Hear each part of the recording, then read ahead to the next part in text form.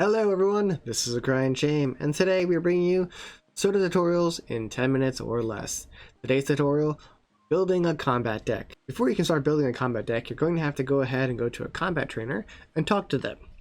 When you talk to them and discuss about the combat decks, then they'll go ahead and unlock it for you. After it is unlocked, you can make your way to the main menu on the top right hand corner right here, the window selector, and make your way down to combat decks to open up your combat deck. You can also see here that there's a letter Y as default as your quick key to open up your combat decks. You're then going to hit new deck to create a new deck. Now this may look a little confusing, as if you've ever played any other MMO, this is not exactly how things work normally. Normally you just drag your things to the bar and that's the stuff set to the bar. This works a little differently. Shroud of the Avatar has a deck system, and there's two different things you can do. Now we could go ahead and work with all of these things here and try to scroll down to find the abilities that we want to use and whatnot, but an easier way to go about this is by hitting your K key to open up your skills, or whatever key that you might have it set to. If you can't find the key you're set to, go ahead and hit this window selector and go down to skills. But to get ourselves started, I'm going to show you a few things you can do. First thing is you're going to click on, say, ranged. And as you can see, I'm pretty highly skilled in a bunch of different range skills here. For instance, I'm Grandmaster in range combat and an aim shot. You also see these numbers below them. Depending on how high of a level that skill is, the higher this number will be. In this case, it's 0 of 5, correct? Alright. So what that means is I have 0 of these cards in this deck, but I can have a maximum of 5 because of how high of a level I am. I can click and drag this to the deck to add it to my deck, and then you'll see I have 1 of 23 glyphs. Now, depending on how strong of a character you are, it's the number of glyphs you have to have in your deck to not have these slugs. And slugs will be added for every glyph that you don't have in your deck. Now, slugs don't do anything. They just pop up and you can't do anything with them, and then they're annoyance and get in the way of other things. So I suggest you fill this up to the maximum, so the minimum of the 23 glyphs, or whatever minimum that you have depending on your level. Another thing you can do is, instead of creating a deck, you can remove this by right clicking. You can actually click and drag this directly to the bar. Now you'll see it's got this golden border and a little lock symbol down here. What that means is this is now locked to that key, to this position in this bar, so that it will not draw in the normal sense that the deck does. Instead, it'll stay on there for you to click like in normal MMOs. So let's go ahead. I'm going to throw a few things in here. Alright, now that we're at the 22, I'm going to show you what this looks like. Go ahead and hit done to close this. Then you'll see this deck here. Now make sure before you get into combat that you hit equipped, because you can have multiple decks, but you can only have one equipped and one alternate.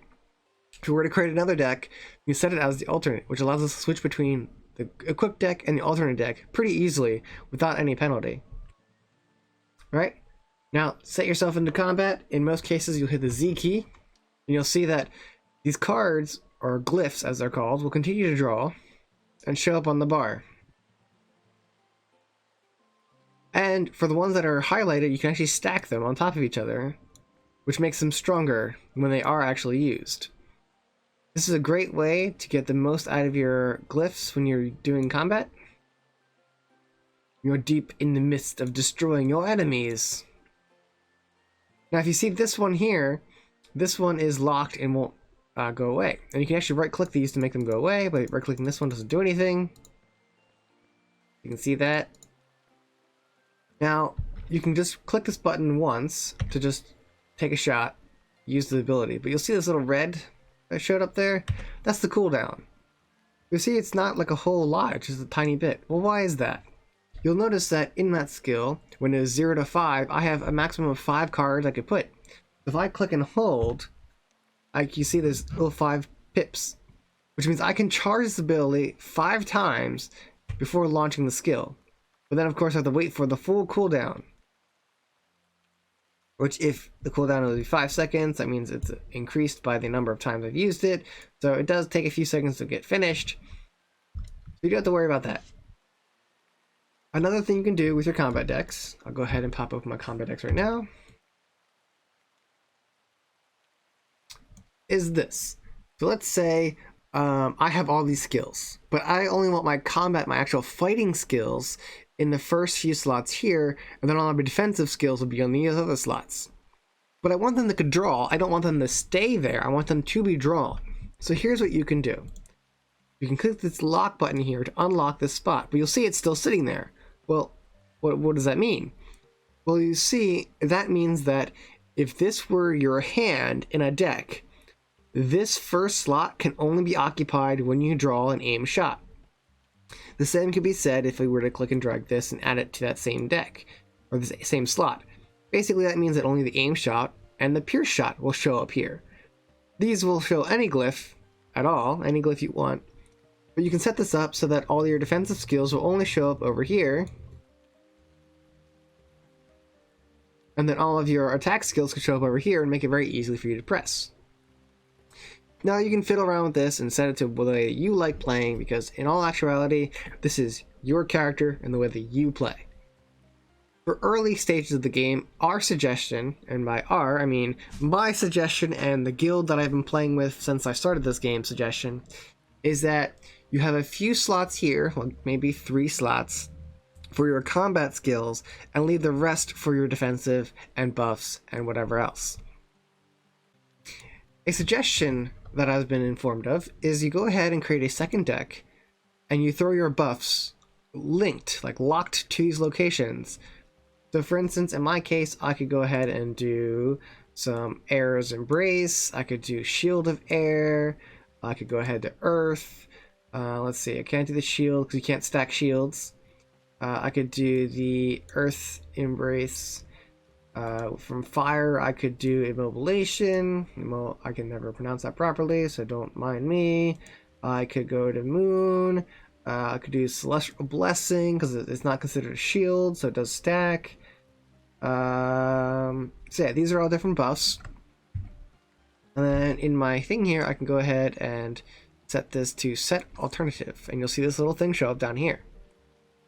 So if you go ahead into combat, you'll notice that this is our normal bar with our fighting and everything. And I can click this button here to swap to our buff bar. And then I can press and hold each of these buttons so they're maxed out. Now these do take a little while. I can go ahead and buff myself. And you'll see this little icon show up here that gave me that buff. Shield of Air. Earth's Embrace. 2, 3, 4 showing up there. This one here. 1, 2, 3, 4. Boom, I got a little fire around me now. I can do a Celestial Blessing. And now that I'm all buffed up and ready to fight, I can go ahead and switch back to my combat deck and fight with all my buffs. The final thing that I want to show you about combat decks and such is if you go into a combat deck and modify one, you can change the name as you see. But the most important aspect is this right here, combos. You'll see that a number of skills can be used to combine together to create another skill, which is more powerful than the skill before. So for instance, let's say we have this one here. We have Summon Earth Elemental, and we have Late Tapos, who I cannot pronounce. But basically, this combined with another spell causes some weird things to happen. In this case, instead of summoning an Earth Elemental, you'll end up summoning an Air Elemental instead. Go down here, see Summon Skeleton, and Enlightenment goes Summon Skeletal Mage instead of the standard skeleton.